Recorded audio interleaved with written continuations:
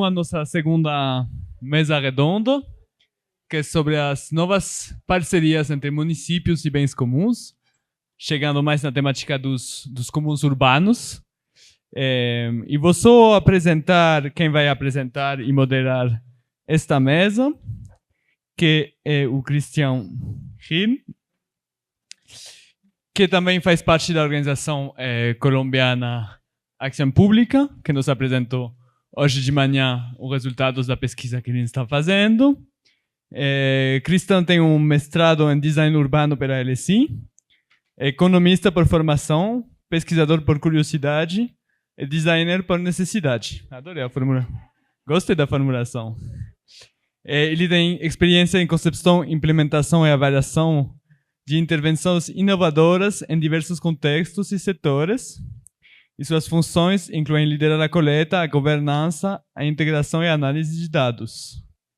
Também tem experiência em inovação pública e de base, fazendo mapeamento de solução e design para promover as transformações, aliadas em seu foco com novas abordagens econômicas, valorizando os projetos que querem impulsionar abordagens eficazes para os desafios urbanos e sociais. Muito obrigado, Christian, por moderar essa mesa. E vou deixar a palavra para você para apresentar um dos nossos convidados. Muito obrigado pela presença de todo mundo.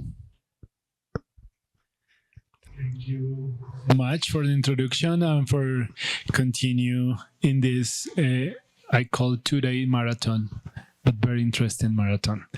In this panel, we're going to count with the voice of Daniela Siafi. Daniela is an associate professor in urban sociology of the Polytechnic University of Turin. She conducts action research on participatory and contributory democracy, and she is the vice president of Lapsus, an organization that had influenced a lot of our research in Colombia, and definitely a very valuable experience that we all should check what Lapsus been doing in the recent years. Also, we're going to hear Camilo Amaral, arquitecto. He holds a master in urbanism and a PhD from the East London University. He's a professor now on the Universidad Federal de Goiás, and also researcher of the Politécnico de Torino. Thank you, Camilo. We have our local talent also, Natalia. Natalia is an architect and a PhD candidate in architecture and urbanism. Natalia works in the intersection of urban planning, territorial development, and local socioeconomic dynamics. I'm part of the Non-Sector Institute. Very tempting name. I'm going to check what you're doing after this event. And also we have Eduard Madureira. Eduard is a professor and agronomist with a PhD from UFG. He has served as a president for 3 terms of the university and also leading one of the largest expansion. Recently, Eduard has been city councilor in Goiânia. I'm trying to pronounce it right. And definitely he has a very interesting experience trying to include the bill in the city, establishing the legal framework for the commons in his municipality. So that's going to be our panel, and I'm going to give the voice to, because he is going to share with us. Camilo vai compartilhar conosco os principais aprendizados sobre essa pesquisa. Presentation. A gente pensou de eu apresentar em português, e aí a Dani vai fazer também a gente montou uma apresentação de um grupo de trabalho, né? Um pouco para apresentar qual que é a ideia do nosso projeto, e a Dani vai fazer também algumas intervenções, depois entra o Edvar também para comentar essa experiência, né? Aí você vai passando para mim. Então, o nosso projeto chama uma ponte ligando as experiências da Itália com a experiência do Brasil. E o primeiro passo que a gente fez é um pouco pensar o que é o bem comum no Brasil, o bem comum na Itália, as diferenças, como que funciona aqui, quais as diferenças lá, as diferenças institucionais. E a gente organizou já uma série de workshops, né? Então é dentro de uma missão de trabalho minha, que é construir essa ligação entre a Politécnico de Turim e a Universidade Federal de Goiás. Então a gente organizou já 5, 8 workshops, tanto aqui na UFG, mas também levando professores lá para a Itália. E quando a gente... Não, pode... E a gente fez atividades com moradores na cidade de Goiás, na cidade de Goiânia, com ocupações, também o parque que tem uma associação envolvida no cuidado, e a ideia era tentar discutir quais são também os aspectos particulares, né, do comum e do cuidado do bem comum, os valores. Uma coisa que apareceu hoje também na discussão, a importância de a gente pensar economia solidária no contexto do Brasil, que talvez é uma coisa muito diferente da realidade da Itália. E aqui a gente fez uma primeira abordagem assim, para a gente pensar o que acontece muito no Brasil, né? Aqui no Parque Água Branca, que é o que a gente está trabalhando, tem um senhor mostrando como era um rio, e ele junto com outro morador, então 2 moradores, começaram a reflorestar aquele rio que antes era só um pasto. E aí eles montaram uma tenda, uma espécie de um viveiro, fizeram plantas. As escolas do local começaram a se envolver também com o projeto, fazer aula de educação ambiental. Só que aí muitos vizinhos começaram a entrar na justiça contra eles. E isso virou uma batalha jurídica, porque dizia que, na verdade, aquilo era um espaço público e eles estavam privatizando aquele espaço público. Então, o interessante é que eles estavam fazendo uma coisa que é para o interesse geral, que é para o bem comum, só que na legislação brasileira é o Estado que tem o direito de poder cuidar do que é de interesse comum. E no final eles desistiram, abandonaram. Hoje está o viveiro lá abandonado e é uma das coisas que a gente está tentando reativar. Aqui na cidade de Goiás é uma outra experiência interessante também, que a gente fez um trabalho lá com o Rio Vermelho, né? E a gente estava fazendo entrevista com os moradores ao longo do Rio Vermelho e a gente encontrou essa situação que tinha essa senhora muito melancólica ali nas ruínas, sentada em umas ruínas de frente ao Rio Vermelho. E a gente foi conversar com ela, ela disse, não, aqui era eu tinha montado um restaurante, só que ele fica na área de proteção do rio, a prefeitura veio e demoliu. Mas aí ela estava falando assim, esse aqui é uma tristeza, por que esse rio não... Por que a prefeitura não vem aqui, cuida do rio, né, o poder público, fica essa coisa abandonada? Então... E o engraçado é assim, que do outro lado da rua, exatamente em frente à casa dela, tem um senhor que planta um monte de planta, ele planta tantas plantas assim, a varanda dele cheia de planta, a rua tá cheia de vasos, e isso mostra um pouco no Brasil, assim, a gente tem, a nossa imaginação fica secada, ou você faz uma coisa privada para o seu interesse, ou tem que esperar o Estado vir cuidar, né? Mas é quase que a gente tem assim, né, a faca e o queijo na mão, né, a fome com a vontade de comer, né, tem de um lado da rua uma pessoa que tem vontade de cuidar da natureza, do outro lado da rua tem um espaço abandonado e a gente não consegue imaginar isso através de uma outra imaginação que não seja público e privado, né. Então falta reconhecimento, falta regularização, né, e a ideia é trabalhar um pouco a partir dessa experiência da Itália, né, de uma gestão compartilhada que vai construindo uma estrutura de colaboração entre a administração e os cidadãos ativos, comuns, né, para poder repensar essa relação entre os administrados e os administradores, né, ter uma relação mais horizontal, mais criativa entre essas duas lados. Eu não sei se você quer comentar. When you want? Okay, maybe you can. Vai. E aqui tem uma experiência como começou na Itália, né? A administração compartilhada dos bens comuns começou em Bolonha e depois foi se espalhando pela Itália inteira. Esse aqui é um mapa só sobre patrimônio cultural, né? Mas a Dani estava falando também que começou com a cidade de Bolonha, mas que se espalhou e que hoje está em mais de 370 cidades, mais de 7 mil pactos de colaboração de cuidado do bem comum, né? Pode passar. E aqui são alguns exemplos, né? Mais de 80% dos pactos é cuidar de praças e áreas verdes, né? Porque eu acho que é uma coisa que as pessoas gostam de cuidar, mas tem hortos, praças. Esse aqui é um caso era um pilotis abandonado que uma associação de skatistas adotou o espaço e faz aulas para as crianças, para o pós-escola. Tem as muralhas de Siena, então é cuidado pelos próprios moradores, que fazem também formação para guias turísticos, então vira um processo de apropriação e reuso dos espaços, né? Em que as pessoas constroem vínculo com o lugar, constroem relações diretas, aquele lugar passa a ter um significado importante para a articulação da própria comunidade, né?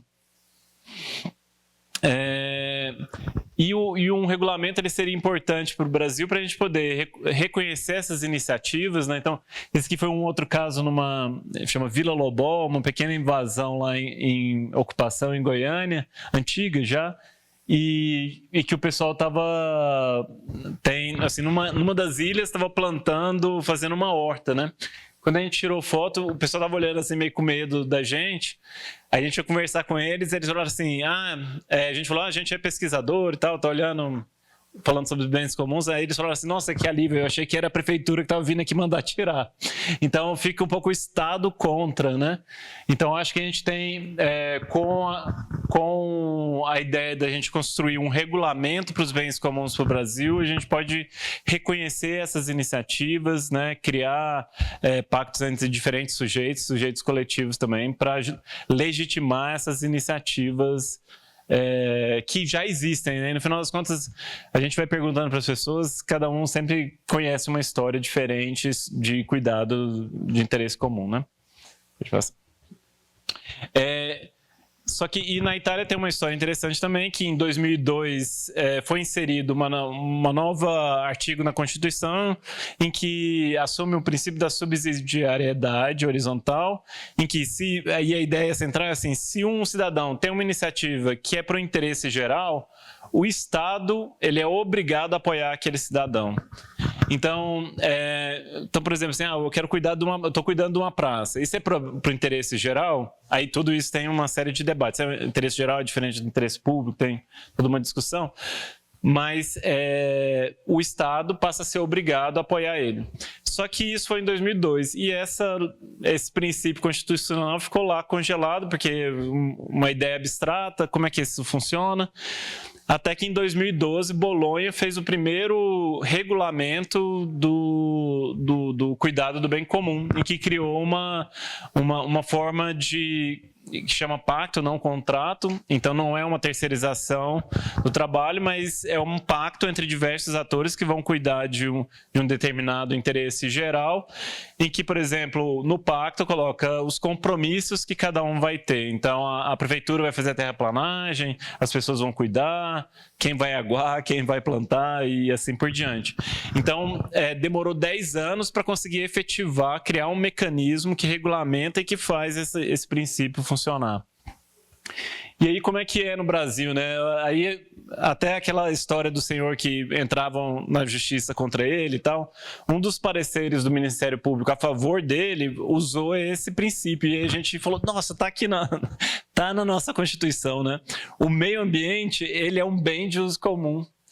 Então está na nossa Constituição já esse princípio. E uma outra coisa que é muito interessante é que o poder público e a coletividade têm o direito e o dever de cuidar, né, do meio. Então, olha só, já tá lá, né? Assim, não é uma atribuição exclusiva do Estado. A coletividade também tem o dever e o direito de cuidar. Então tá lá, o que a gente falta é uma regulação parte de um princípio diferente, parte do meio ambiente. O meio ambiente pode ser concebido de uma forma mais ampla também, né? O espaço urbano, o espaço da vida, né? Todas essas coisas. E que a gente precisa, e a nossa ideia, então, é articular uma série de atores, cada um desses atores com diferentes papéis, para construir um princípio de uma democracia ativa, né? Então, por um lado, é uma coisa que a Dani sempre fala também, assim, né? Tem a escada da participação, né? Primeiro você só consulta, depois as pessoas participam na solução. E essa é talvez um degrau a mais, né? Que as pessoas não só são convidadas a falar o que quer ser feito, ou ser entrevistado, ou fazer uma enquete, mas também participar na produção daquele espaço, né? Quase uma coisa lefebvriana, assim, né? Do direito à cidade nos termos do Lefebvre, em que a pessoa vai produzir mesmo aquele espaço com parte criativa, a cidade como uma obra de arte, né? E aí, esse aqui é um pouco o percurso que a gente está, né?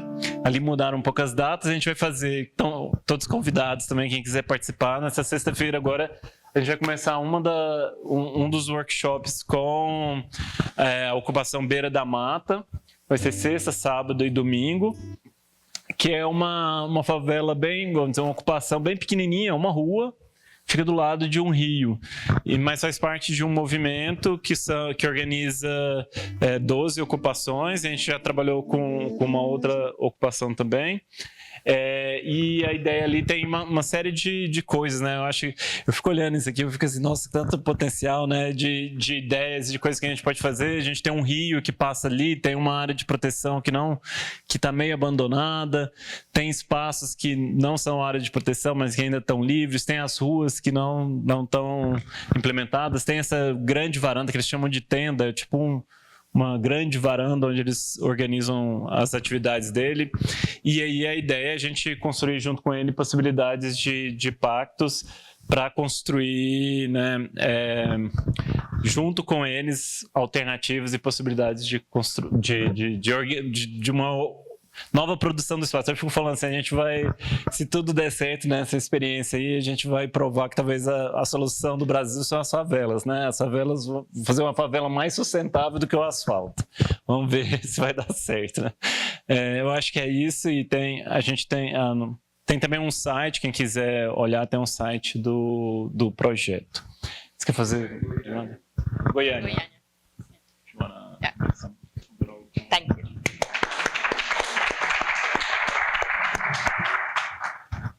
Okay.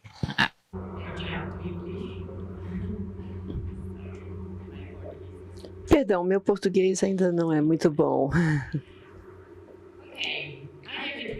Eu tenho um sonho. Meu sonho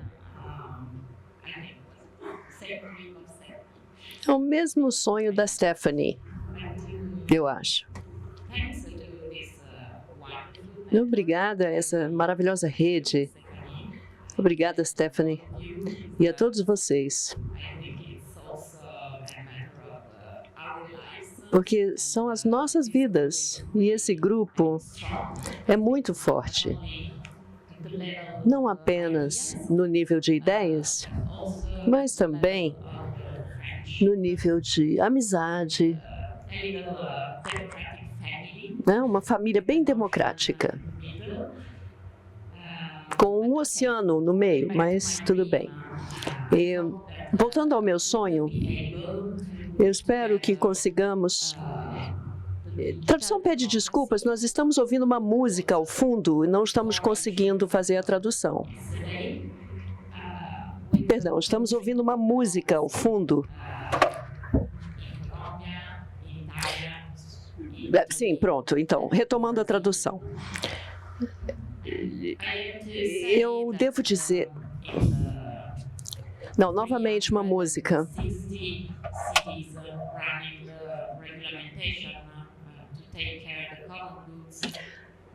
Então, nós temos que destacar que quando a democracia digital está indo bem, eu vou a um site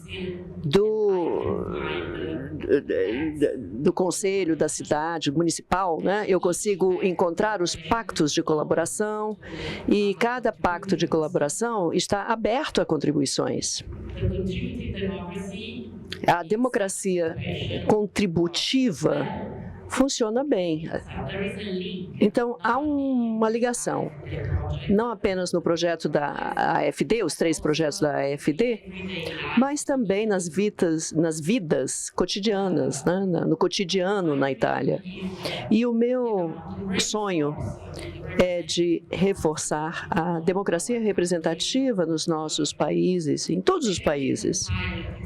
Talvez partindo de experiências piloto, onde podemos utilizar a plataforma Decidima, né, no nível do estado, do país, né, e com cada município envolvido, e extraindo ideias das iniciativas autônomas de diferentes comunidades ativas. Então, esse é o meu sonho. Imagine, começar com a plataforma Decidima no Brasil Participativo e realizar, né, não apenas uma democracia deliberativa, mas também rodar experimentos como o que nós estamos planejando em Goiânia. Acho que esse é o desafio. Trabalhar juntos em ambos os lados, em ambos os aspectos. Não sei se vocês concordam, mas não apenas temos que reforçar as pontes entre Itália e Brasil, mas também com a Colômbia. Vocês realizaram experimentos maravilhosos com comuns de cuidado. Então, formar alianças entre os nossos países, alianças concretas, para chegarmos a uma democracia digital melhorada e permitir que não especialistas contribuam e recebam apoio do sistema público no nível local, regional e também nacional. Muito obrigada.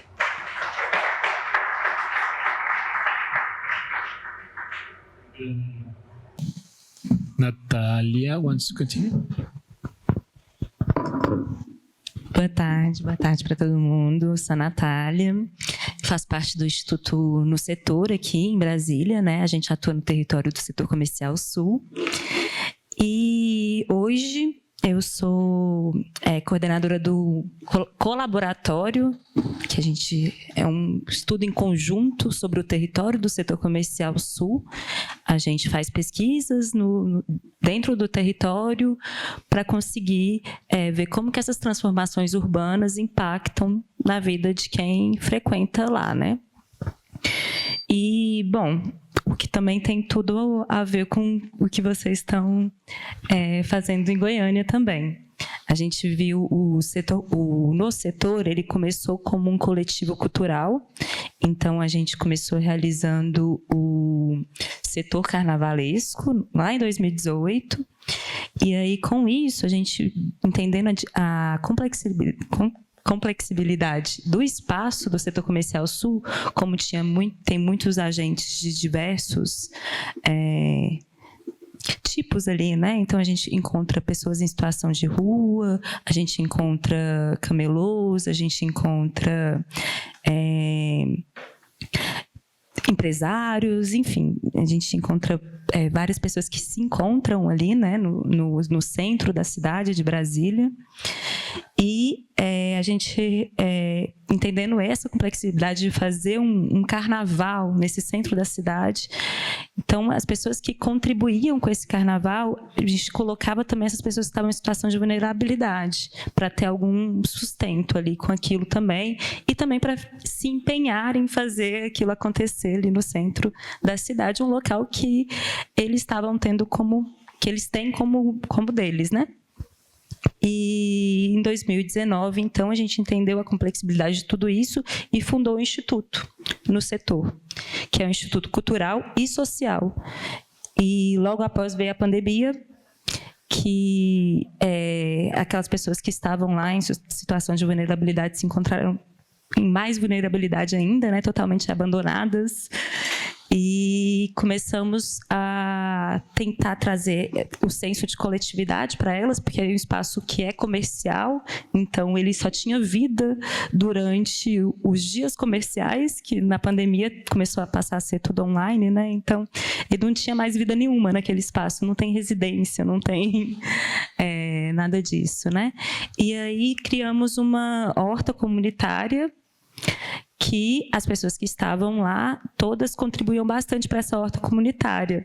Então, acabou sendo um ponto de encontro entre elas, durante esse período, principalmente. Assim que acabou a pandemia, o projeto de revitalização urbana já estava acontecendo nesse território, né?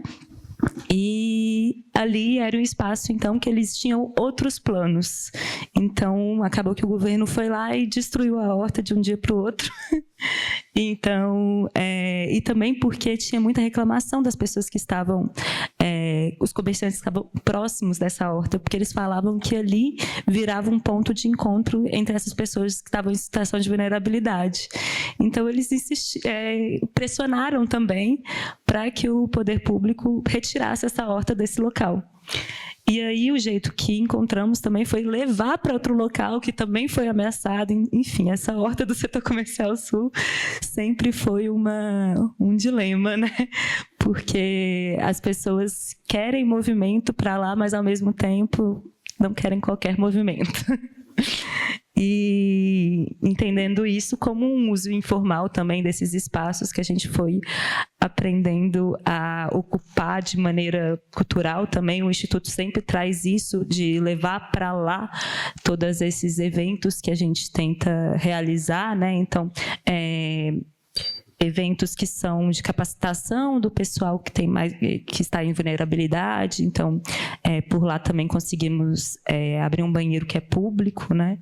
E que hoje em dia quem administra esse banheiro é o Instituto, que contrata uma outra empresa que é de uma pessoa que estava em situação de vulnerabilidade, que faz essa limpeza do banheiro, né? E temos também vários cursos de capacitação, que vão desde cursos de capacitação de comunicação, de pequenos cursos, né, de cenografia também, a gente já fez algumas edições, também de eventos culturais, né? São cursos que a gente promove para capacitação lá dentro do território. E acho que é isso. Obrigada. Thank you, Natalia. Very interesting the similarities that are happening. Muito interessantes as semelhanças, né, entre países. Professor Edward, o senhor tem a palavra. Bom, primeiramente, muito boa tarde a todos e todas. É uma alegria muito grande estar aqui com vocês, discutindo essas iniciativas, estar ao lado de pessoas que já trabalham com o tema há tanto tempo, né? Eu fui iniciado no tema aqui pelo professor Camilo recentemente, mas a gente vê a potência e a força que isso tem e o tanto que a gente pode avançar. Então, a nossa contribuição é um pouco no sentido de tentar articular algumas forças e construir, talvez, os mecanismos para a gente acelerar esse processo. Eu queria contextualizar um pouquinho, né, e tratar um pouquinho dos antecedentes, como que a gente chegou. Depois eu vou falar um pouquinho sobre os princípios do projeto de lei e depois o que a gente espera como desdobramento disso. Bom, como fui apresentado aqui no início, eu sou professor de universidade, professor da Universidade Federal de Goiás há mais de 30 anos, né? E tive a oportunidade de estar em espaços de direção da universidade. Então, essa questão de formar redes, de articular pessoas, é uma coisa que me motiva muito, eu gosto muito de fazer isso. E depois dessas passagens pela gestão, eu fui estimulado a ocupar espaços na política partidária. Então, atualmente, eu sou vereador em Goiânia, né? Eu falo que eu estou lá no estágio probatório de vereador, né? Estou aprendendo a ser vereador, um mundo completamente diferente da academia, um mundo extremamente que tem outros valores, para deixar por aqui, para a gente não entrar mais fundo nisso.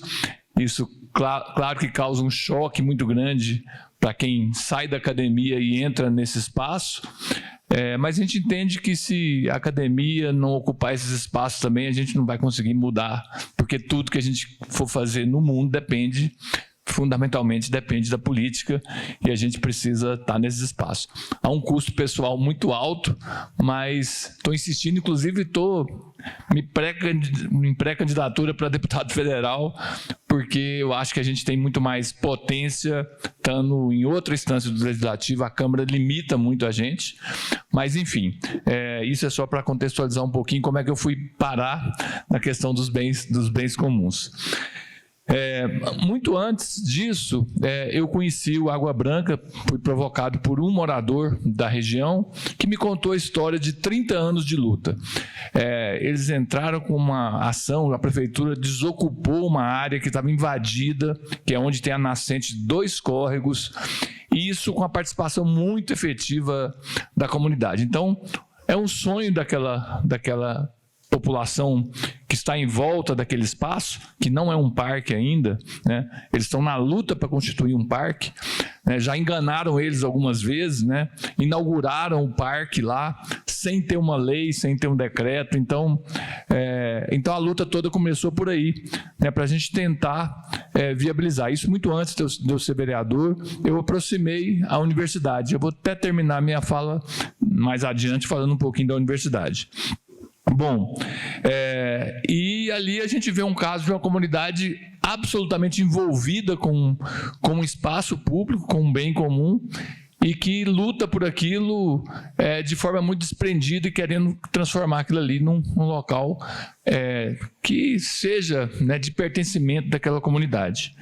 Bom, a gente tomou iniciativas, a gente sempre se depara com a burocracia da gestão pública, que é infinita, né, que coloca obstáculos quase intransponíveis, e se não tiver alguns atores para auxiliar, aquilo ali não avança, sem contar os interesses políticos que estão ali ao redor daquele espaço.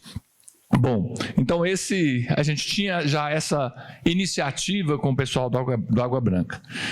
Bom, soma-se a isso a situação da nossa cidade. Então, como eu dizia, fazendo um convite para vocês conhecerem Goiânia, Goiânia é uma cidade que tem dezenas e dezenas de parques, né? É uma das cidades mais arborizadas do país, em algumas classificações até do mundo, mas enfim, tem parques maravilhosos, a grande maioria completamente abandonados, né?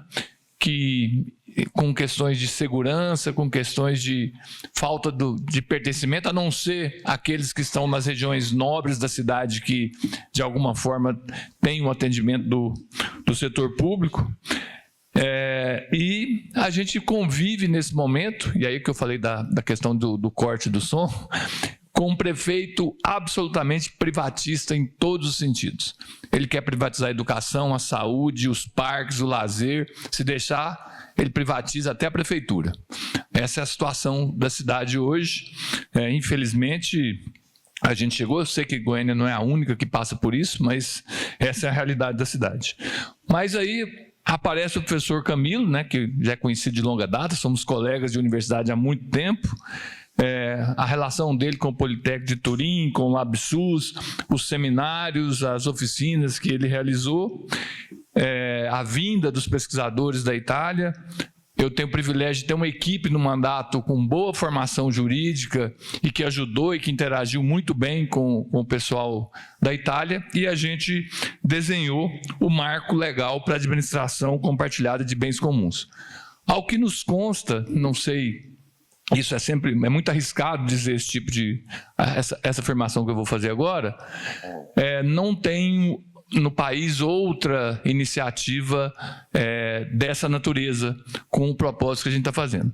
Eu espero, inclusive, eu já vou disponibilizar aqui a cópia do nosso projeto de lei, que isso se multiplique e que se aperfeiçoe e que melhore o nosso projeto e que a gente possa ter esse exemplo levado para todas as regiões do país. Mas, basicamente, o que é o projeto de lei? Eu vou tentar falar muito rapidamente, já que vocês vão receber a cópia do projeto. Já te passei, Camilo? Ok. O Camilo passa, a gente já viabiliza isso o mais rápido possível. Basicamente, passa por uma definição do que é bem comum, recurso natural, material ou imaterial. A gente fala lá do que se pode fazer, uso, proteção e partilha com foco na sustentabilidade. Essa é a principal pegada do projeto. Também administração compartilhada, cooperação entre poder público e sociedade civil. Uma comunidade gestora, que pode ser um conjunto de indivíduos, uma associação, qualquer tipo de organização, desde que validada num acordo e num pacto, né? Qualquer tipo, não precisa necessariamente ser uma ONG ou coisa que o valha, pode ser um outro tipo de organização, mais simples, inclusive. E um pacto de colaboração que tem normas, valores e procedimentos para estabelecer essa relação com o bem a ser gerido de forma compartilhada. Bom, princípios da democracia participativa e inclusão cidadã, que é tudo que a gente ouviu aqui hoje na parte da manhã e continuamos ouvindo, que é muito prazeroso. Participação sempre de forma equitativa e compartilhada, né? É outro princípio que está no corpo do projeto de lei. A transversalidade na tomada de decisão, né? Nada imposto, tudo construído, discutido e elaborado de forma conjunta. A sustentabilidade que eu já fiz referência. E sempre levando em conta o respeito à diversidade territorial. As soluções não se aplicam de forma uniforme a espaços diferentes ou a bens comuns diferentes, né? E sempre levando em conta a solidariedade intergeracional e a transparência e publicidade de tudo aquilo que envolve esse bem comum, tá? Bom, o que pode ser bem comum dentro do que a gente colocou no projeto? Claro que está em tramitação, está sujeito a emendas e coisa que o valha. Espaços públicos, bens culturais, infraestruturas e espaços de convivência, educação, esporte, lazer, cultura, enfim. Recursos naturais, rios, nascentes, conhecimentos coletivos. Eu senti falta aqui, viu, Camila, hoje, da questão dos dados, né? Dos dados, é importantíssimo a gente colocar isso, ainda dá tempo de emendar o projeto, a gente vai colocar isso lá. Bom, o reconhecimento do que é bem comum deve ser sempre precedido de escuta pública e garantia de participação dos envolvidos, né? Acho que não faz sentido você declarar alguma coisa como bem comum sem a participação das pessoas que são objeto do uso disso. Não há absolutamente transferência de domínio e nem qualquer previsão de resultado econômico, né?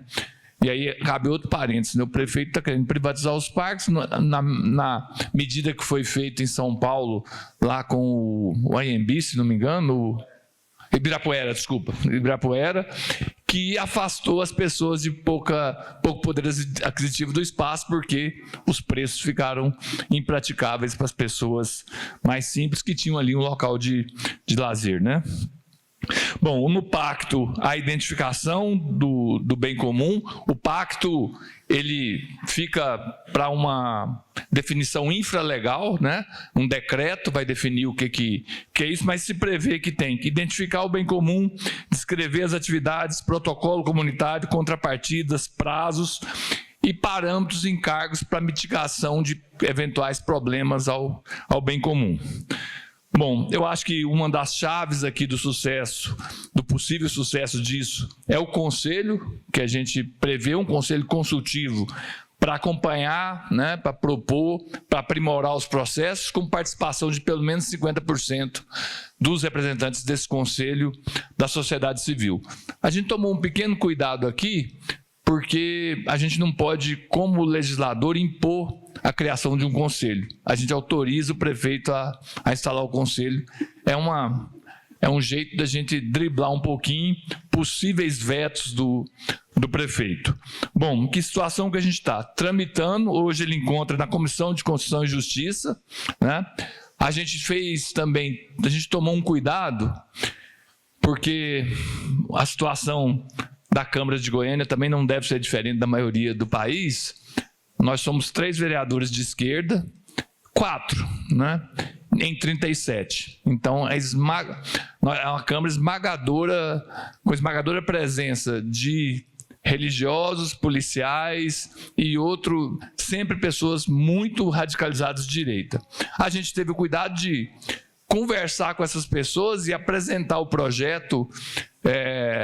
A gente usou até um termo, assim, parceria público-comunitária, para que as pessoas entendessem o que era a proposta. Como eles são também ligados a associações de bairros e tal, eu também fiz uma outra estratégia. Em vez de eu apresentar o projeto de lei de minha autoria, eu convidei outros vereadores para apresentarem juntos. Eu convidei mais ou menos 20 dos 37, mais por falta de tempo, porque eu queria falar com os 37, mas recebi apenas um não. Então a gente tem 19 assinaturas de 20 convites. Então o projeto, a chance dele ser aprovado é muitíssimo grande, porque a autoria é coletiva. Bom, depois disso, ele passa por 2 aprovações em plenário, depois vai para o prefeito, para a sanção, aí pode voltar para vetar ou derrubar o veto do prefeito, e a gente está super ansioso pelos primeiros pactos, né, Camilo? E acho que aí talvez seja a chave do sucesso, a gente acertar nos primeiros, para fazer bons exemplos e a gente avançar.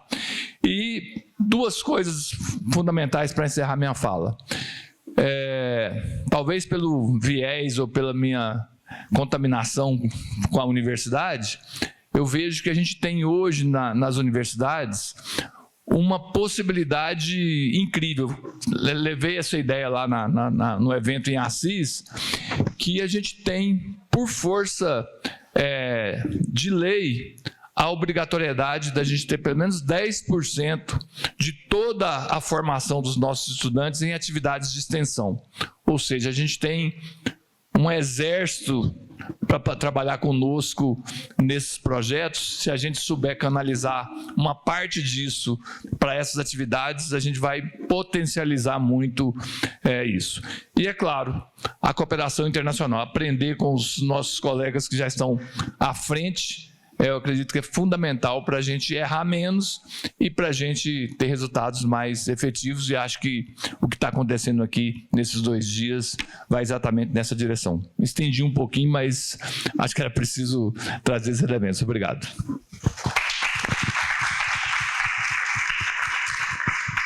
Thank you, Professor Edward.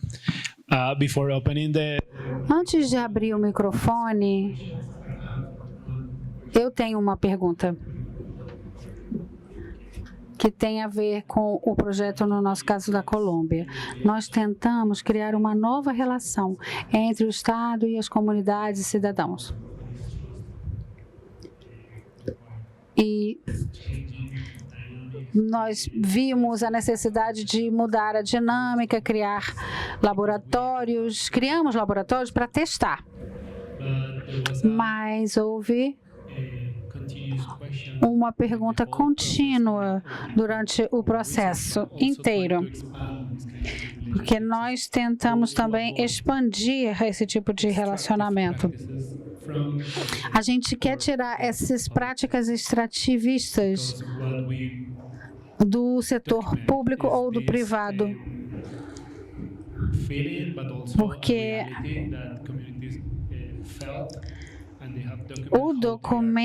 os documentos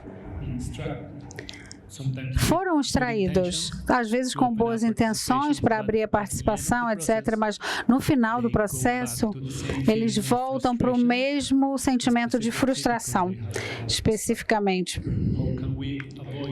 Então, como podemos evitar isso?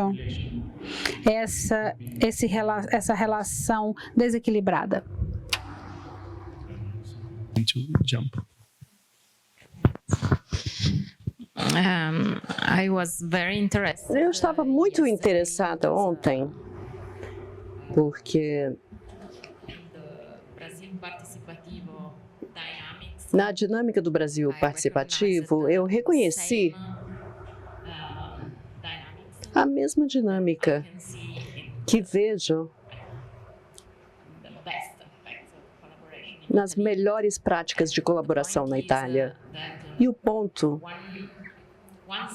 é que, uma vez que você se abre para essa tempestade de ideias no nível nacional, e uma vez que se dá à iniciativa autônoma um espaço real, a geometria do poder muda.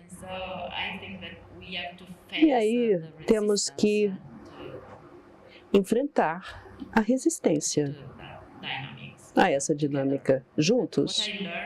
O que eu aprendi com o Brasil nos últimos anos, graças aos mediadores culturais, é que na Itália nós temos que ser mais políticos. Não estamos apenas fazendo a cogestão de bens comuns, nós estamos desempenhando um novo papel em nossa sociedade. E comunidades bem práticas e em ação estão mudando os poderes em alinhamento com as melhores propostas do Brasil participativo. E eu acho que na Colômbia, se eu entendi bem, vocês estão agora enfrentando os poderes, o poder local, né, que parece estar temeroso do que vocês estão fazendo com a questão do cuidado como bem comum. E os atores públicos não são os únicos que temem essa nova democracia. O terceiro setor é muito rígido, porque estamos inventando, não reinventando os serviços públicos, mas estamos oferecendo alternativas, né? A organização do carnaval, por exemplo. Isso não é um serviço público, estritamente falando, mas essa é uma atividade completamente nova, que está surgindo de baixo para cima. E temos que nos perguntar se essa dinâmica de mudança do poder consolidado, isso parece desafiar a vida cotidiana, o cotidiano.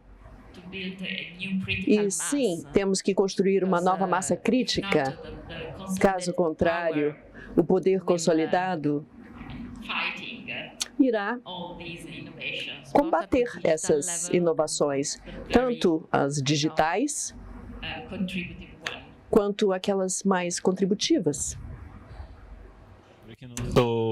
Nós podemos também pensar que, porque como nós discutimos a elaboração disso, como a gente... É porque a pergunta veio de você, aí parece que eu tenho que falar com você, né?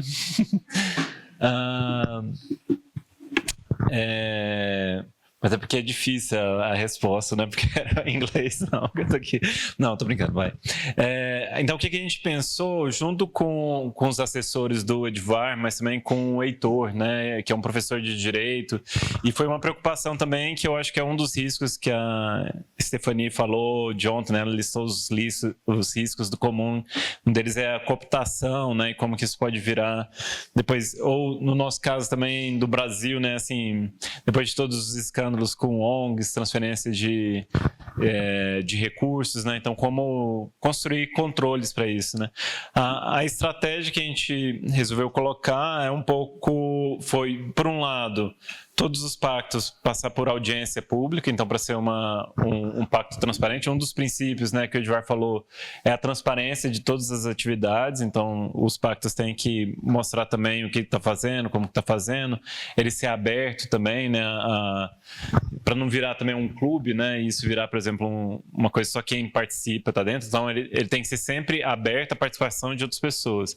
Aí normalmente quando eu estou falando para os alunos, eu falo assim, não é a casa da mãe Joana também, a gente faz uma horta e qualquer um vai lá e pega a maçã da horta, né? Não. Tipo assim, quem entrou, participou, contribuiu com o trabalho, pode também pegar os frutos, né, da horta, mas você não pode proibir ninguém de entrar, desde que as pessoas entrem dentro das regras que foram acordadas, né? Uma outra questão, que aí foi uma sugestão até do Edvar, que é essa ideia do conselho do bem comum. Então, a gente... um instrumento clássico, né, da gestão no Brasil são os conselhos, que tem a participação da comunidade, da sociedade civil e que controla os processos e as coisas como elas estão acontecendo. Então, todos os pactos passar por esse novo conselho do bem comum da cidade, né? E que vira um espaço político de debate, de definição do que pode, do que não pode. Então, no final das contas, é também um processo político, aberto, democrático e que todas as regras não estão definidas, mas elas são a partir do próprio debate político, né? E a outra estratégia, que é uma coisa que tinha na Itália também, que é não transferir recursos, para não virar também uma terceirização, né? Então, uma terceirização de serviços. Então, como ela comentou do carnaval, né? Não é um serviço público. Então, a ideia é criar uma colaboração, né? Então, a prefeitura não vai pagar as pessoas para cuidar de um parque. As pessoas querem cuidar daquele parque, elas vão entrar com as coisas que elas querem cuidar para construir uma relação com o parque, para construir identidade, para virar uma atividade de educação ambiental para as crianças, para socializar, né, e esse tipo de coisa. E a prefeitura entra com os serviços, sei lá, fornecer mudas, ajudar na organização do espaço e tal. Então vira uma colaboração e não uma transferência de recursos para evitar justamente a ideia. Então esses três mecanismos, né, audiência pública, transparência, conselho e não transferir recursos como estratégias, né? Eu já disse, mas eu vou repetir aqui como forma de adicionar uma questão. Eu acho que, como é uma coisa fantástica, é uma coisa inovadora, isso acontece, mas sem esse cuidado e sem essa conformação que a gente está propondo, os primeiros têm que ser definidos a dedo para que a gente consiga sucesso e bons exemplos, porque oportunistas vão aparecer, como em qualquer atividade humana, vão aparecer pessoas que não têm as melhores intenções e que vão deturpar. E eu acho que a gente cuidar para que os primeiros sejam bons exemplos, como a gente está tendo esses cuidados lá em Goiânia, é fundamental. Mas uma coisa importante é prever, Camilo, formação, para que outras organizações possam participar. A formação, para mim, é a base para o sucesso no médio e longo prazo. A gente prevê mecanismos de divulgação disso, porque isso pode virar uma lei e ficar lá e ninguém mais mexer nisso, e ficar mais uma lei, mais um marco legal sem nenhum efeito. Mas se a gente utilizar as nossas forças para poder fazer formação, eu acho que a gente tem maiores chances de atingir o que a gente pretende.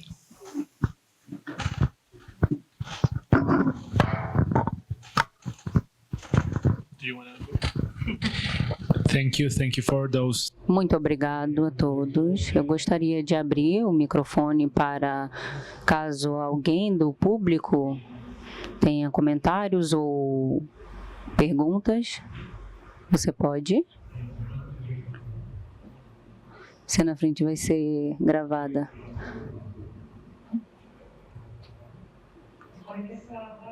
Eu vou falar em inglês. Bem, minha pergunta vai para você, Camilo. Como você falou essa manhã, a pergunta do Christian foi como nós temos certeza de como o Estado não está retirando, e a pergunta é, nós não estamos transferindo recursos, mas nós podemos recontribuir nessa manhã com a participação e o cuidado, e quem pode participar? E quem pode participar nesses espaços? A responsabilidade do cuidado não é apenas paga. E quem será capaz de... Então, como você pode repensar o que você falou de manhã e a posição que você defendeu? Eu acredito que isso sempre é um paradoxo. Eu não sei, eu devo... A língua oficial é português. Todas as questões da vida têm sempre paradoxos e lados positivos e negativos, né? Junto com uma outra pesquisadora, que ela está até lá em Goiânia agora dando minhas aulas para mim poder estar aqui, que é a Patrícia, ela é especialista em cooperativas e economia solidária, né? Organização da administração. Então, a nossa ideia é que, por exemplo, essas atividades, elas podem funcionar dentro de uma lógica de economia solidária, com produção, geração de renda, com produção de formação. Então, acho que como espaço para, por exemplo, para estágio, né? Então, uma oportunidade de formação e preparação para a renda. A nossa preocupação era não virar uma transferência, porque também, assim, a gente pode falar... É também uma forma de exploração, né? O Estado, em vez de fazer o serviço que ele está fazendo, pagar preços mais baixos para as pessoas fazerem um determinado serviço que deveria ser feito por um funcionário público, com carreira, com emprego fixo, com os direitos, e aí você manter uma pessoa numa situação de precariedade, né? De emprego precário, para fazer um serviço que deveria ser feito pelo serviço público. Então, tem paradoxos diferentes, né? E a ideia é não virar uma... Por exemplo, porque o modelo, por exemplo, de prestação de serviço, de transferência de serviço através de ONGs ou CIPs, esse modelo existe, né? Então, você tem um serviço do Estado, você transfere o serviço do Estado para uma organização que vai prestar esse serviço. E a ideia é construir um pacto de colaboração e de atuação, né? De certa forma, é um trabalho, mas o que a pessoa vai... O que se ganha desses trabalhos é não financiarizado, né? Nesse sentido. Mas ele pode servir de plataforma para gerar renda, plataforma para gerar, por exemplo, formação, melhor condições de vida, gerar, por exemplo, os produtos, por exemplo, de uma horta, se o excedente vai ser vendido, como que vai ser organizado esse excedente. Então, você pode, a partir dali, gerar renda. Mas a opção foi essa no sentido de evitar virar uma transferência de renda, ou transferência de serviço, né, do Estado em condições mais precárias do que deveria ser, né?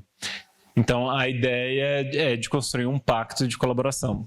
Agora, eu acho que fica em aberto, assim, são escolhas, né, assim, e eu acho que a ideia de experimentar nesse sentido, e uma coisa que a gente quer construir dentro de uma perspectiva de economia solidária, construir alternativas de geração de renda, de formação, mas não como transferência de serviço, que é uma discussão também, talvez, muito da Itália também, nesse sentido de não virar uma transferência do que é a obrigação do Estado passar para as pessoas, né? Mas eu não sei se tem uma uma complementação sobre essa discussão? Como que você vê? Okay. O que aconteceu na Itália, né? Toda a história dos pactos de colaboração e regulamentação, tudo isso se iniciou em 2014 e durante a pandemia, em 2020, nossa Corte Superior, o Tribunal Superior na Itália, expandiu muito a discussão e abriu, né, para o compartilhamento da administração de serviços públicos. Então, foi uma grande surpresa, porque o nosso conceito de cuidar de bens comuns gratuitamente acabou caindo ali no colo daqueles bilhões de euros, né, de provisão, de prestação de serviços públicos na Itália. Então, estamos saindo dessa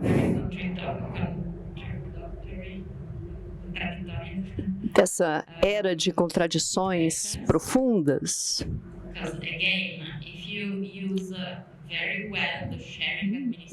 Porque a administração compartilhada de bens comuns permite repensar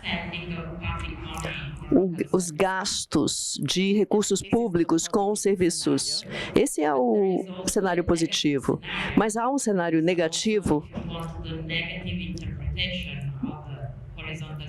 a interpretação negativa da subsidiariedade horizontal. No fim, o Estado desapareceu. Então, eu concordo com você. Temos que ter muito cuidado para que a responsabilidade pública, que os responsáveis, né,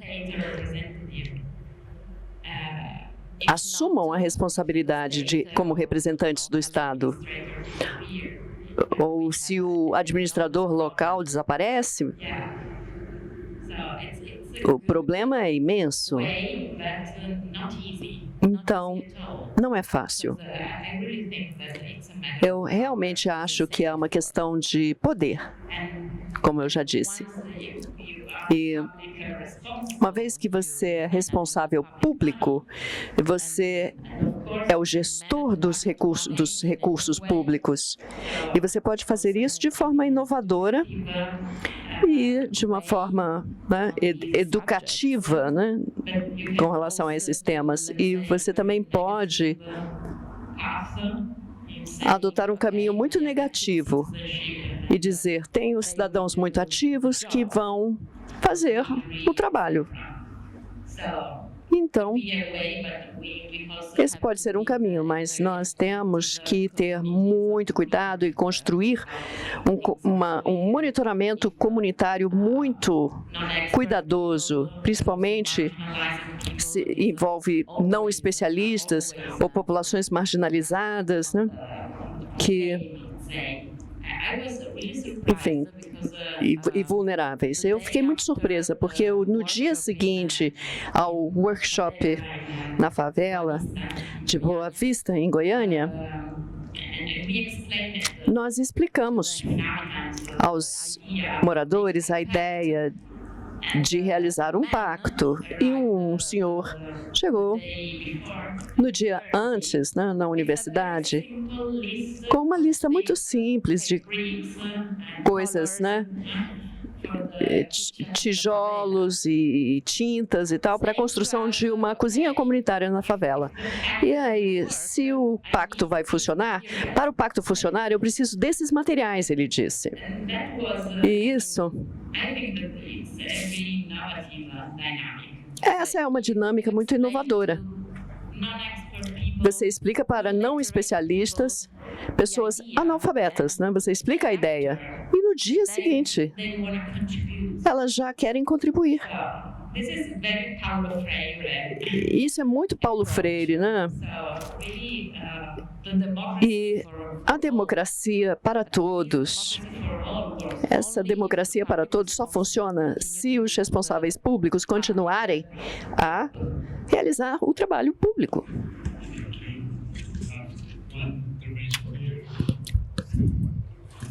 Mais uma intervenção aqui e uma segunda ali.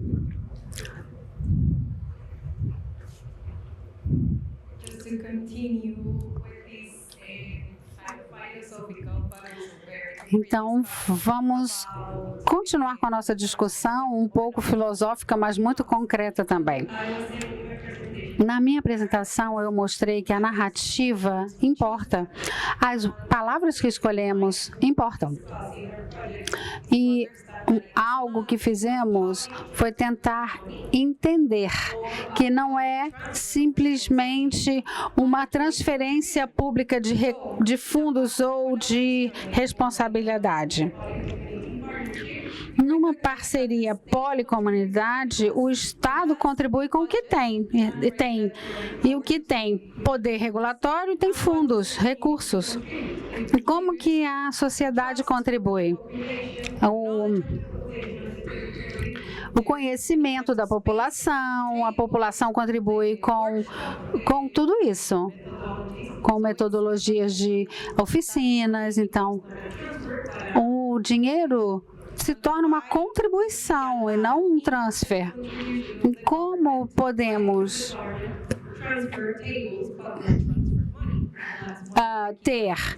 o governo, por exemplo, o governo pode transferir mesa, mas não pode transferir dinheiro. Então, um outro ponto é que você pode aceitar que o governo não vai transferir algum tipo de recurso e você, por exemplo, você está na Bolonha. As pessoas que fazem o trabalho comunitário têm algum tipo de pensão, de como é que chama? A pessoa tem que trabalhar de alguma forma ali. Então, a pessoa tem que receber também. Não aceitamos que esse trabalho não seja remunerado.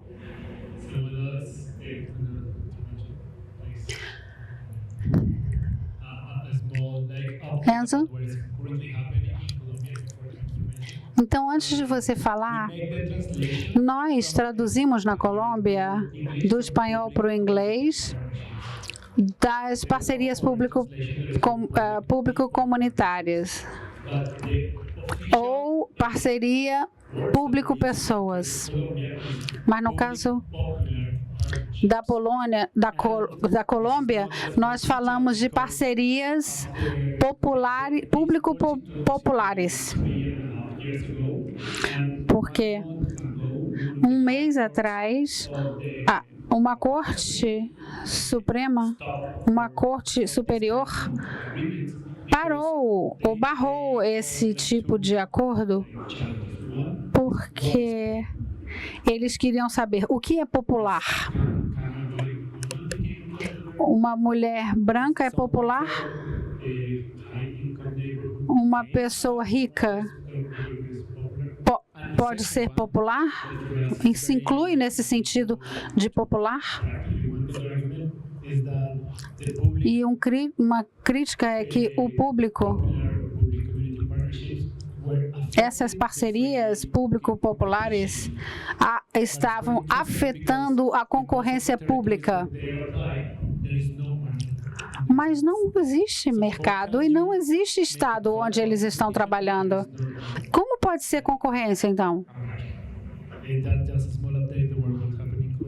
É isso.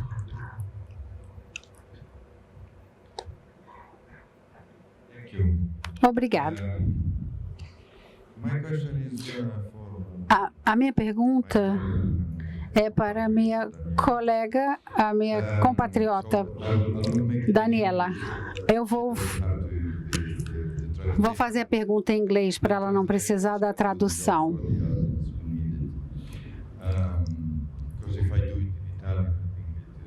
Eu acho melhor não falar em italiano, né? No contexto italiano,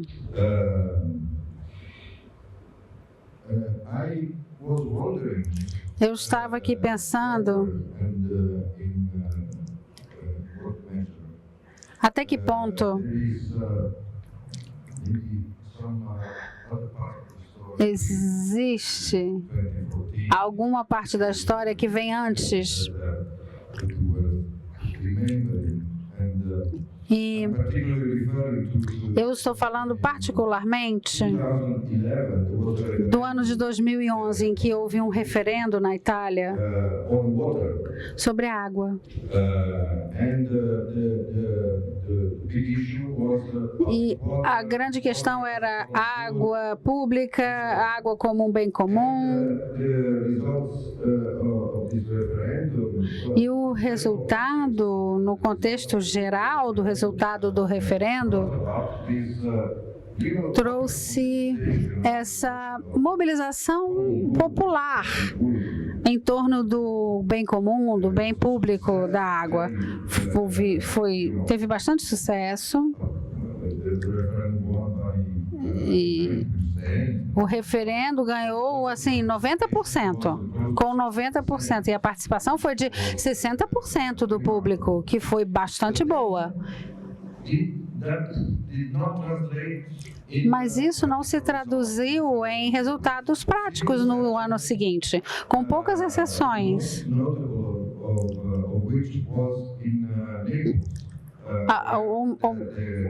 O mais marcante aconteceu em Nápoles.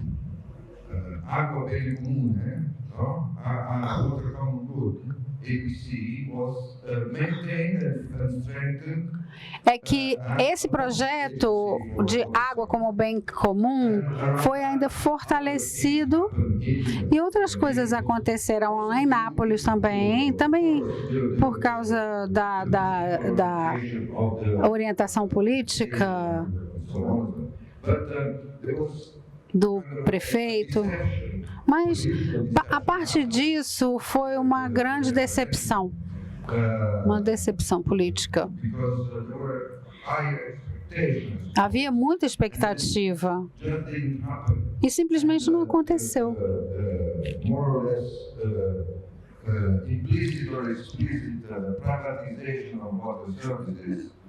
Em face da privatização da água que continuou acontecendo na Itália. Então, agora a minha pergunta. Com base nessa experiência, até que ponto isso está ligado ao que acontece na legislação e outras práticas dos bens comuns, inclusive esses que você descreveu?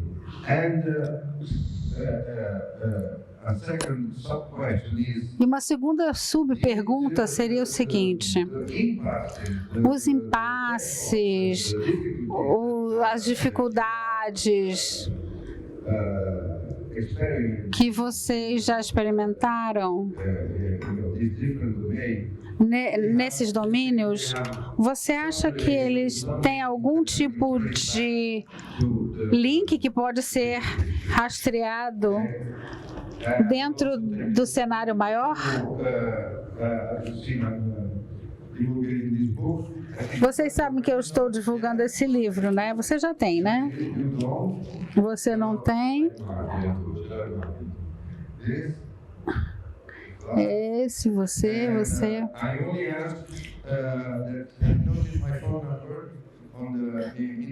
Vocês podem ver o meu telefone aí. Vocês podem me mandar um agradecimento aí e a gente continua em contato.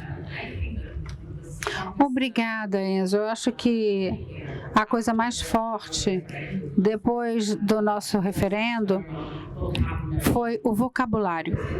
Aconteceu na área do vocabulário, porque desde 2011, na Itália, é normal falar de bem comum.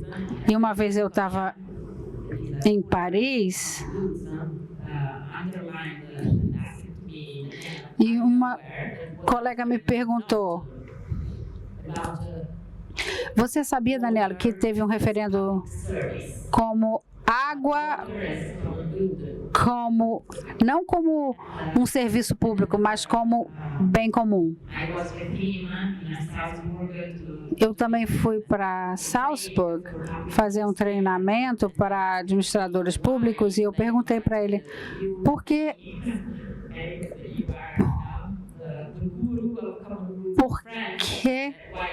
esse convite para mim e não para você? Porque você é o guru disso.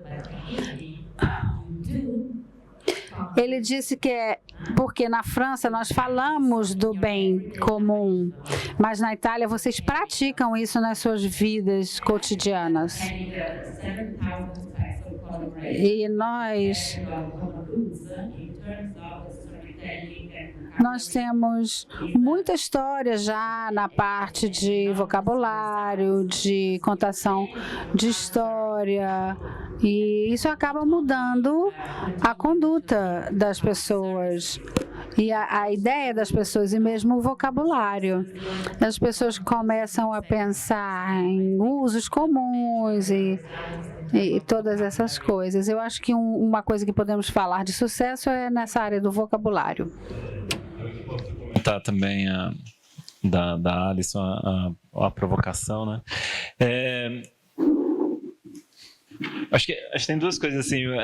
Primeiro, assim, eu acho que o trabalho de cuidado é um trabalho, tem um valor econômico, deve ser remunerado? Sim, eu concordo, sou de acordo. Eu acho que toda essa discussão é interessante e, na verdade, em geral, né, o trabalho voluntário ele é pouco valorizado, né, como trabalho, mas o trabalho do cuidado e toda essa discussão.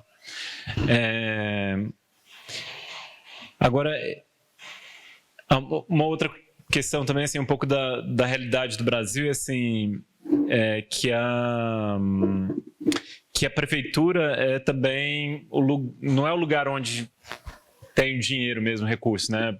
A parte menor dos recursos chegam pelas prefeituras, né? Então, o grosso do recurso público está no federal, depois no estado, lá nas prefeituras chega menos. E eu acho também uma da experiência da Itália também é que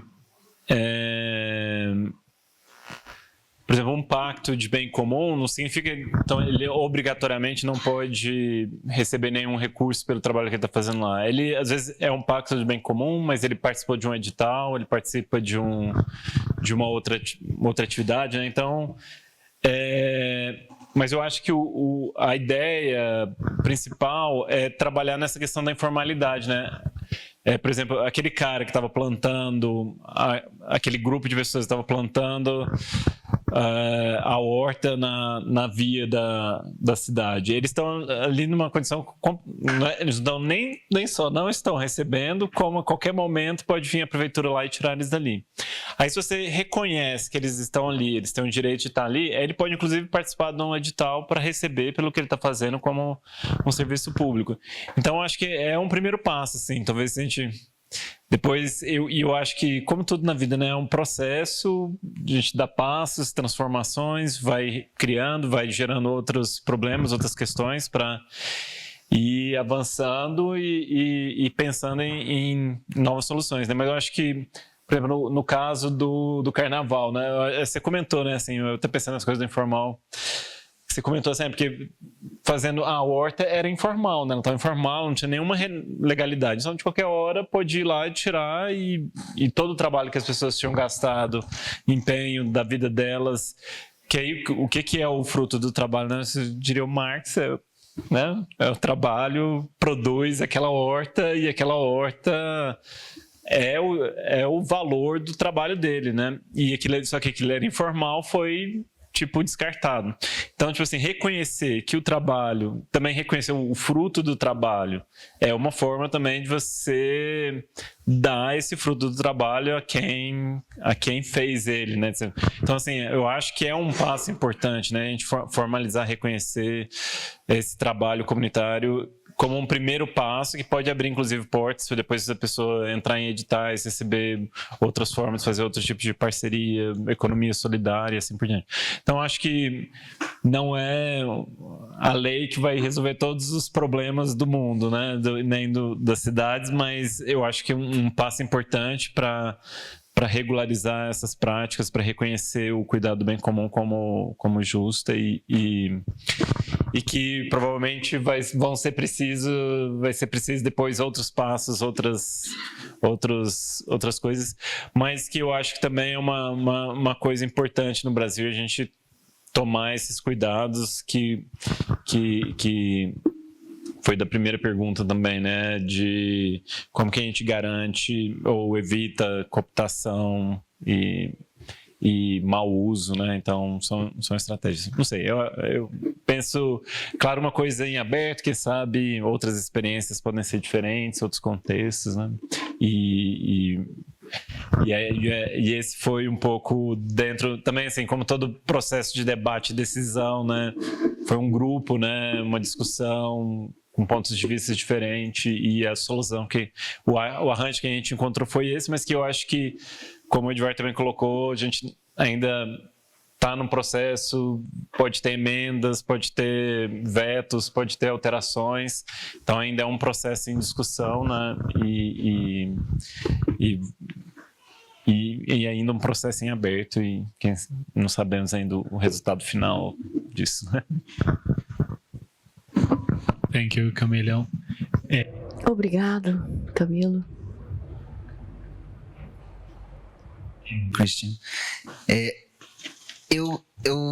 Essa discussão da questão econômica é muito legal, gostei também do link, porque ontem a gente estava falando da governança, né, do Brasil participativo, dos comuns digitais, e aí um dos diagnósticos da pesquisa é que esse comum digital, especificamente na sua aplicação no Brasil, que é o Brasil participativo, é muito centrado no Estado, né, e que isso, por um lado, garante que a gente tem um projeto ativo com recursos suficientes para fazer o trabalho com qualidade, por outro lado, fica muito sujeito à mudança de gestão, né?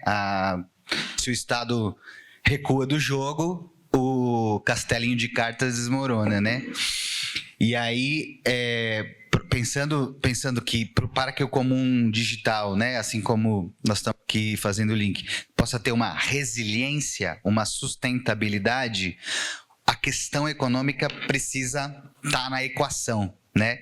E aí, no caso do comum digital, a gente tem possibilidades tanto de diversificar a própria esfera estatal, quando a gente envolve esferas para além do Estado federal, no caso do Brasil, né? Mas a gente começa a envolver esferas nos municípios e tal, então diversifica um pouco a atuação estatal, mas também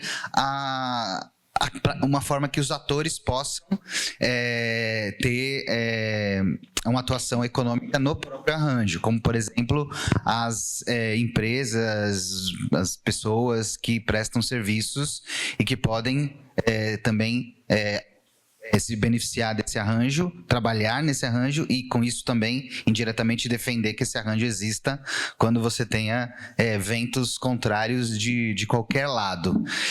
Então, a partir dessa reflexão, e aí acho que nós fizemos, aqui teve uma reflexão legal sobre os perigos de também que a questão econômica seja centrada no Estado, né? Desde a questão do vocabulário, né? Não é a transferência que nós estamos falando de cada um entrar com aquilo que tem, né? Cada tipo de ator entrar com aquilo que tem, é a colaboração, juntar, então acho que isso são elementos importantes, mas o que eu queria trazer na minha pergunta e indo para ela então nós estamos falando aqui da questão econômica a partir do Estado, mas para o outro lado da equação, que é a questão econômica vindo a partir dos próprios atores, porque pelo que eu entendi, também há uma preocupação com isso. professor Edivar falou, poxa, né, a gente tem uma gestão muito privatista em Goiânia.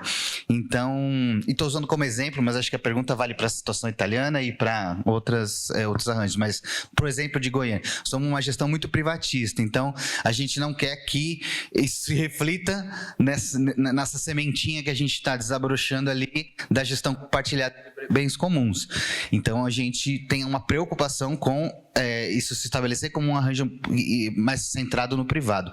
Ao mesmo tempo, se você não tem uma colaboração, né, já exercitando o vocabulário, né, uma colaboração do Estado com recursos, e você tem uma vedação de que os próprios atores possam ter um retorno econômico, você não corre o risco de que isso seja viável mais nos setores que já estão com essa possibilidade de atuar sem a geração de renda, né? Eventualmente até os setores que já têm a própria atuação do Estado? Será que a gente não está tapando, vedando para os dois lados e colocando em risco a própria sustentabilidade do arranjo ou elitizando de alguma forma quem vai poder de fato participar desse arranjo ao excluir a questão econômica da equação, né? Essa acho que é um pouco da preocupação, que é uma reflexão compartilhada com a que a gente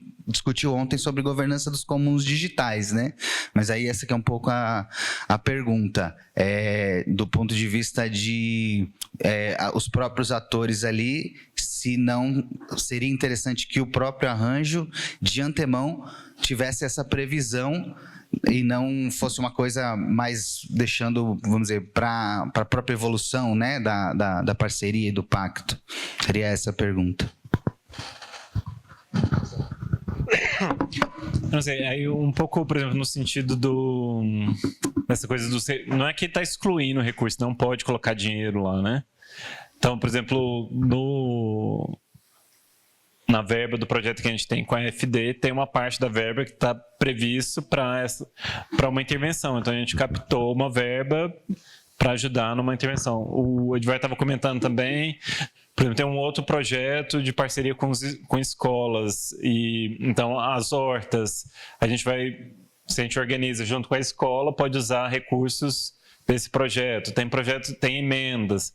Então, quer dizer, o arranjo do pacto é para reconhecer e formalizar e legalizar aquela prática, né? Mas não é que a gente está dizendo não pode ter dinheiro, né? É que no pacto não vai prever essa transferência. Agora, os caminhos estão aí, né? São os caminhos que a gente conhece hoje dos projetos. Às vezes, não sei, de repente um projeto de... Mas se a gente imaginar, por exemplo, um projeto de lei de incentivo à cultura, por exemplo. Hoje a pessoa não poderia participar porque, inclusive, não teria reconhecido que ela é o cuidador daquela área, né?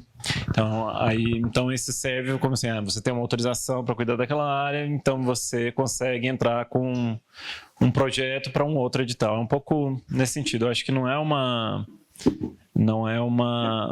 proibição de ter recursos, né? Não quero dizer que eu entendo perfeitamente a sua preocupação, porque conversando com um vereador, ele me falou, nossa, a gente podia usar isso para poder baratear o serviço que a prefeitura faz, que ela contrata por um preço muito alto. É claro que ele está me enxergando outras coisas que não cabe a gente discutir aqui, mas a gente precisa realmente tem que ter esse cuidado. Eu entendo essa preocupação perfeitamente, porque as pessoas começam a enxergar brechas, né, para poder se aproveitar de uma ideia que, como eu disse, é uma ideia fantástica, que a gente tem que cuidar muito bem dela.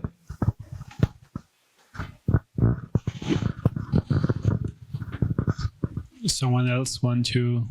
Mais alguém gostaria de fazer uma intervenção?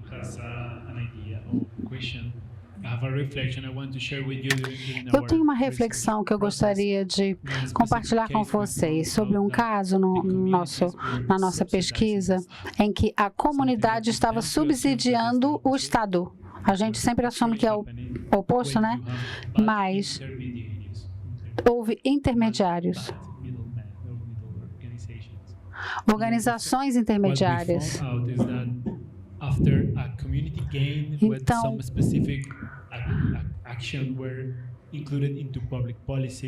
houve algo que foi incluído na política pública e alguém foi recrutado, foi contratado e eles executavam as ações que planejavam, mas o intermediário, o gerente intermediário, não recebia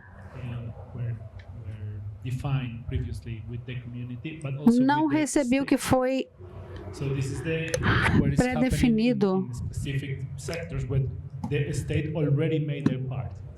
Então, o Estado fez a política pública, colocou o orçamento, e não foi o Estado bem que...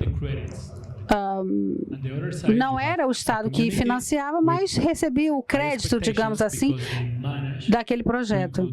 E a comunidade conseguiu executar e implementar com aquela expectativa, mesmo sem a expectativa, sem ter a expectativa de ganhar, mas de manter. Foi contraintuitivo e uma surpresa para nós. Como é que é isso? A comunidade é que está subsidiando o Estado? Então, é uma questão bem interessante. Vamos então encerrar essa mesa redonda. Acho que temos café lá fora. E vamos continuar. Vamos continuar que horas? 3:45.